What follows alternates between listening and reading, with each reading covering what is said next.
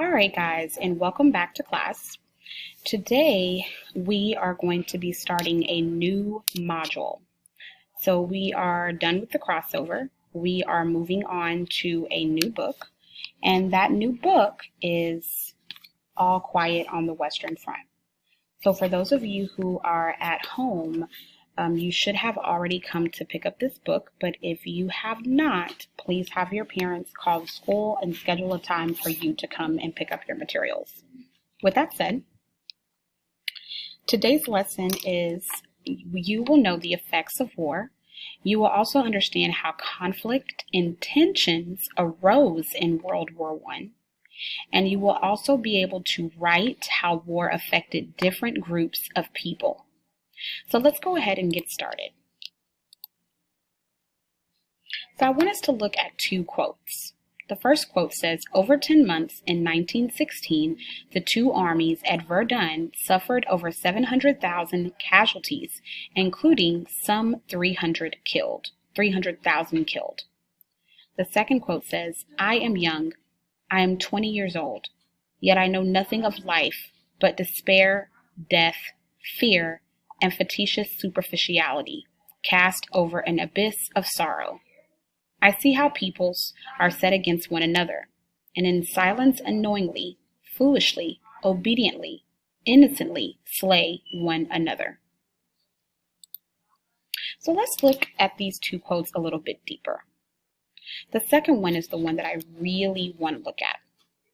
It says, I am young, I am 20 years old, yet I know nothing of life but despair, death, fear, and fatuous. So this word here means self-satisfiedly dumb or stupid. So basically what they're saying is that they know nothing of life but despair, death, and fear, and stupid superficiality. Superficial means that you are interested in only what is trivial or lies on the surface. So for example, a lot of people say that you don't have any deeper will. You don't have any deeper thoughts. You only think on surface level. So what they're basically saying here is that they only know of life, death, despair, fear, and stupid things like stupid superficial qualities. Cast over an abyss. An abyss is an extremely wide and deep hole that is too big to be exactly understood or measured. So it's so big that you couldn't even measure it. So, of sorrow. I see how peoples are set against one another, and in silence, unknowingly, foolishly, and obediently, innocently slay one another. So this young person is talking about how basically they don't know anything about life. The only thing they know is death, despair, basically all of these bad things. And as they look over this wide range of things that they can't really measure, all they see is sorrow.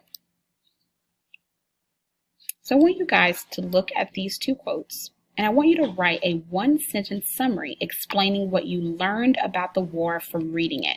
What have you learned about the war from reading these two things?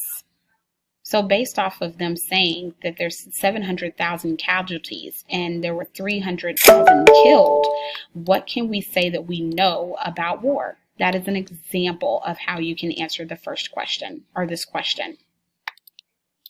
So let's look at our essential and our focusing question.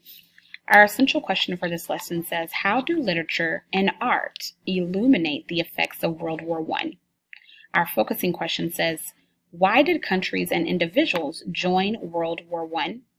And our content framing question, which is going to be our question for this lesson, says, in our wonder stage, what do I notice and wonder about the war to end all wars and the peace president goes to war? So, let's talk about World War I. If I wanted to study World War I, if I wanted to find out some events or information about World War I, what kinds of books or text would I expect to read or view while studying World War I? So where would I find information about World War I? What types of books? Then let's look at our essential question. How do literature and art illuminate the effects of World War I? Well, one word in here that you may not know what it means is the word illuminate.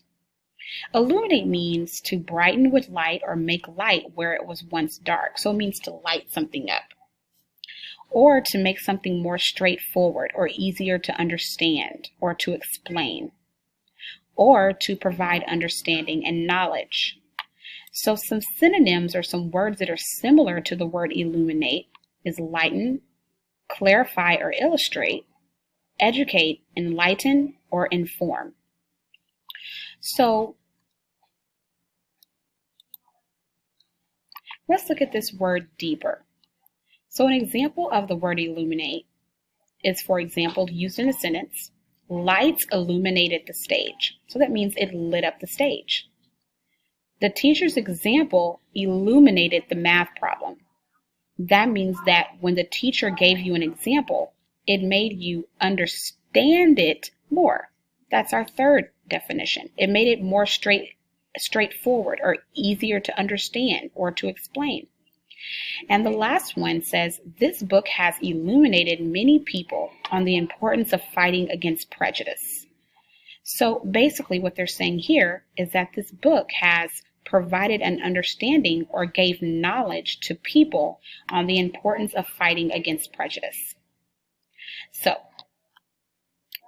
knowing what you know now about the word illuminate, how can you rewrite this question? How do literature and art illuminate the effects of World War I? Look at your synonyms. Look at the examples that I used here. What word could you replace illuminate in order to create a new sentence or a question for our essential question? You'll share this down in a discussion board. Now I want you guys to go to your knowledge journal, and I want you to think to yourselves, what have you learned about the power of storytelling that could explain how literature illuminates the effects of World War I? So once more, let's go ahead and look at the two quotes that we talked about earlier. What kind of information about the war did the quotation provide?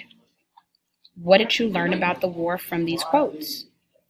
And then let's look at the second quotation, which is from the novel. So this quotation is going to be in this book that we will later read on in the module. How might the second quotation illuminate the fact that appears in the first quotation? How might the novel explain or help me to understand the fact that appears in the first quotation? Well, what's the fact that's in the first quotation? And how will this book help me to understand it? Because remember, illuminate means to understand or be able to explain more clearly. So let's continue to move on. Before we begin to read about the war, I need you guys to understand war. So we are going to be reading two informational texts about World War I that includes factual information about the war. So these are going to be facts that we're going to be reading about, because in order for you to understand this book, you need to know a little bit of background about the war. As you read these texts aloud, you may not understand every detail, and you might have a lot of questions, and that's okay. You're just at the beginning of your understanding. And in the next lesson, you will examine the factual information that you learned from this lesson more closely. So let's continue to move forward. I want us all to look in our workbooks for handout 1A. Again, you should have received this book and the handout or the workbook from the school. If you haven't gotten that, then please have a parent call the school so you can get those items. Let's look at some vocabulary before we read the article, The War to End All Wars. We have alliance, which means multiple people, organizations, countries, or any group that has similar aims and work together to achieve these goals. So if you have an alliance with someone, you're working with someone to achieve a goal. Ultimatum. The last thing that is said in a discussion that is usually a threat or a terrible consequence, and often in a discussion between groups or governments. So for example, if you don't give me that book, I'm going to tell your mom. That is an ultimatum. I'm threatening you with a terrible consequence to tell your mother. Neutrality, the position of not taking any side in an argument. So when you are neutral, you're not going to say that one person is right or the other person is right. You're just going to stay in the middle. You may say that you're right for this and you're right for this, but you're not going to take one side. So let's look at the War to End All Wars article. This is going to be inside of your workbook, handout 1A, and it is by Shara Lynn Zuber, and the directions say to follow along in your copy of your text as you listen to a read aloud. So I'm going to go ahead and read this out to you all. France was humiliated. Within 6 months, it had been overrun by the newly united Germany in the Franco-Prussian War, 1870 to 1871. In France's Palace of Versailles, Germany officially declared its new empire. This insult was compounded by Germans' demands for a huge war payment and the ceding of France's Alsace-Lorraine's region.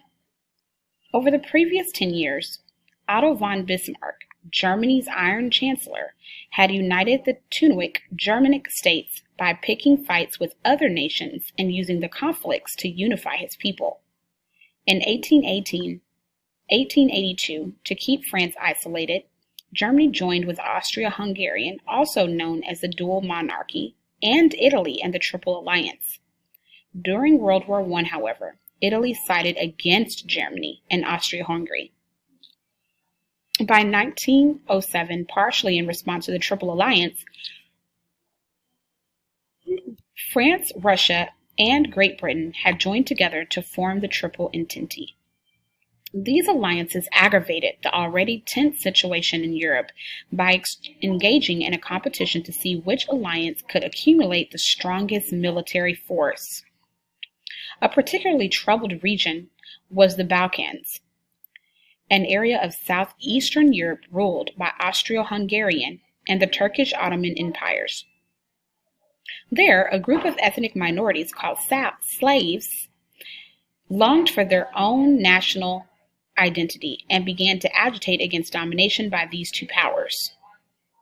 In 1912 and 1913, a group of Balkan states defeated Turkey in two short conflicts called the Balkan Wars. One of those states, Serbia, a Slavic state, gained significant territory during the wars. Serbia then called for all Slavs, including those living under the Austro-Hungarian Empire, to unite.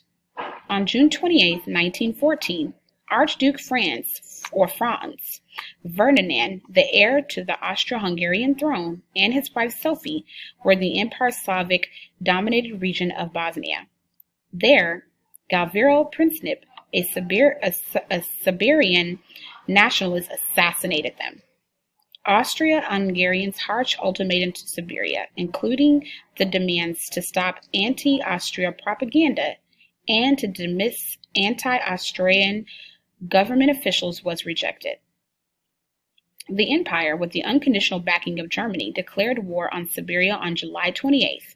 In time, the Ottoman Empire, present-day Turkey, and Bulgaria, who had lost territory to Serbia in the Balkan Wars, joined Germany, becoming part of the Central Powers. Russia came to Serbia's aid. Then Germany declared war on Russia August 1st and France August 3rd. Following Germany's invasion of neutral Belgium on August 4th, Great Britain entered the war. Russia, France, and Great Britain then became known as allies. Since the United States traded with both allies and the Central Powers, President Woodrow Wilson tried to maintain U.S. neutrality, but to combat a British naval blockade of continental Europe, Germany used a new weapon, the undersea boat, or U-boat. While underwater, this submarine was able to launch torpedoes that could sink enemy ships.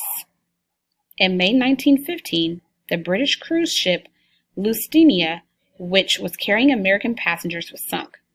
When outraged Americans called for war, President Wilson's strong protest to Germany resulted in a temporary halt to U-boat attacks on passengers, vessels, and neutral merchant ships, and the United States stayed out of the war. U.S. neutrality did not last, however. Sabotage orchestrated by the German ambassador and the American and the resumptions of boat activity forced President Wilson to act. On April 6, 1917, the United States entered the conflict with Wilson, declaring that the world must be made safe for democracy. When American soldiers landed in Europe in 1917, the Great War had been going on for 3 years. Germany's 1914 invasion of France through Belgium had stalled against Paris, fighting on a second front with Russia further tied up Germany's forces. The arrival of the Americans provided the spirit boost and the manpower that the war-weary Allies needed. By the end of the year, however, civil unrest in Russia, which brought down the Czar and ushered in communist government, forced it to withdraw from the war.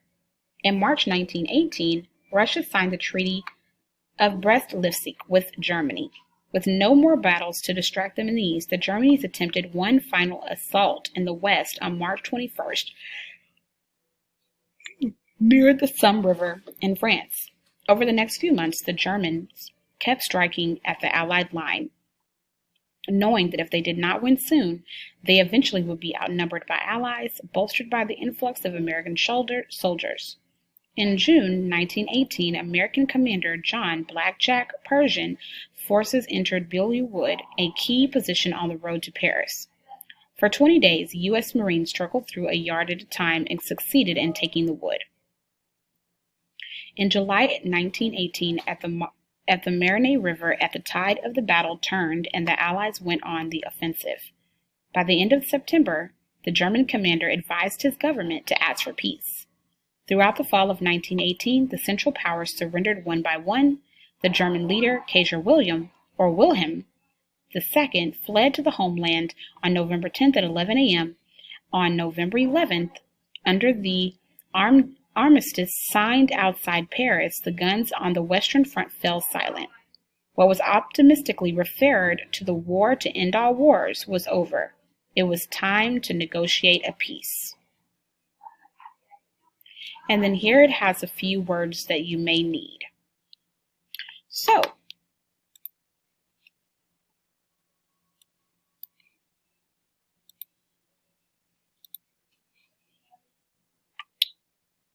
let's look back at our focusing question. Why did countries and individuals join World War I? You should be able to see some of that in the writing. Why did different people, different countries, join the war? Then let's look at the titles. The War to End All Wars, and we're also going to read The Peace President Goes to War. We haven't read that one yet. What do you notice about the way that the word war is connected to another key word in each title? So for example, we have war here, but then we have to end all wars. How do war and end all wars connect? The war to end all wars. And what do they mean by the peace president goes to war? How do those two connect? What are the connections there? What are they trying to say? Then, I want you to look at the first sentence of paragraph 4 in The War to End All Wars. That's the article that we just read. What word in this sentence connects to the word relationship you identified in the article's title? Let's look at The Peace President Goes to War and silently reread the first sentence of paragraph 7. What word in the sentence connects to the word relationship you identified in the article's title? I will have this in a discussion board along with the text inside of Schoology.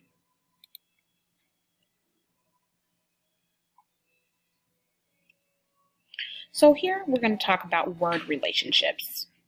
So the words that we're going to talk about are conflicts and tensions.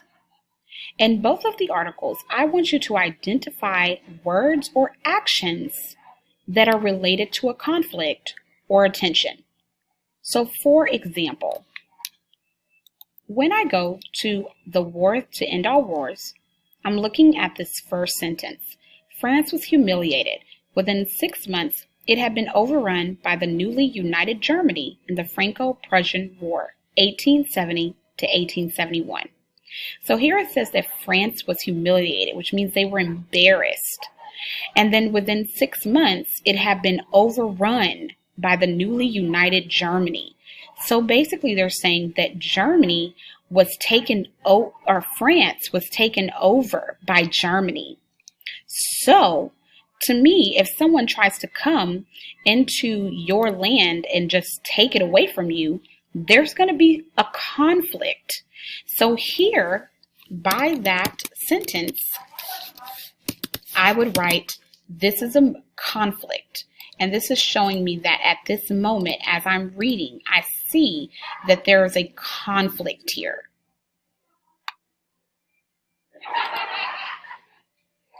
Then I want you guys to talk about who, what, or where. Take notes and prepare to share out 1 or 2 interesting discoveries in the discussion board. So this means you need to go back and read your article and write down who's being talked about, what are they talking about, and where are they. So we're annotating in great detail here, guys. To end this lesson, our content framing question is, what do I notice and wonder about the war to end all wars and the peace president goes to war? For homework, we're going to be using our fluency work, reading aloud handout 1C.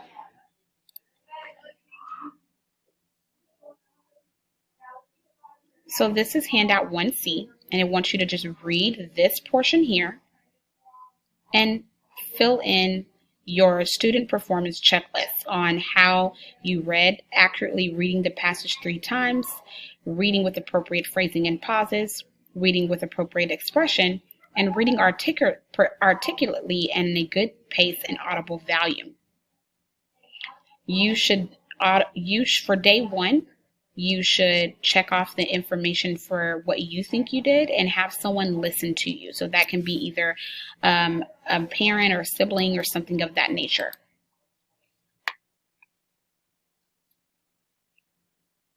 Then I want you to review the list of additional text from Appendix D, volume of reading, and respond to the reflection questions after you've independently read the additional text. So the volume of reading reflection questions are here.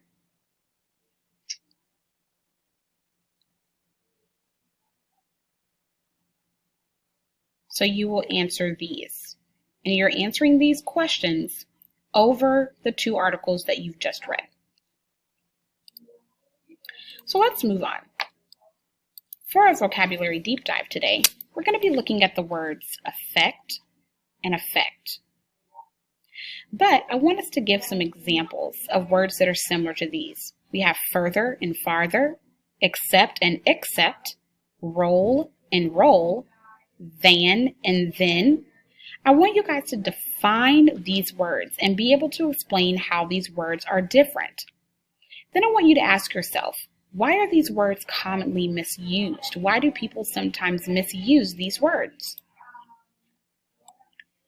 To give you guys an example, the words that I just showed you guys are called homophones.